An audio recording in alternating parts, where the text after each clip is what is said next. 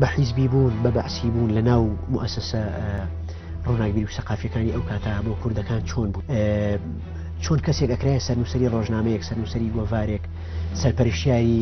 مؤسسە و دەستەیەشی ڕووناکبیری ئەگەر بەعسی نەبوایە. من لە هەموو عمرمە هیچ جهتێکی سیاسی ئیلحاحی لێ نەکردبوو باسی دوو جار نەبێ هەردوو جارەکە شکستیێنە جارێکیان موسا جەلالی جاری دووەمیش محەممەد سعی سەحاب وتیان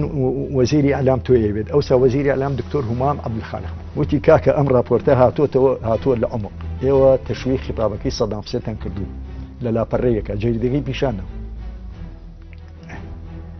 من نیوەجان بووم بەڕاش. ڕوودا و مێژوو لەگەڵ عەبدوڵڵا عەباس سەرنووسەری پێشووی ڕۆژنامەی هاوکاری بەشی دووەم سێشەممە کاتژمێر 8:05 لە NRTەوە پێشکەشتان دەکرێت.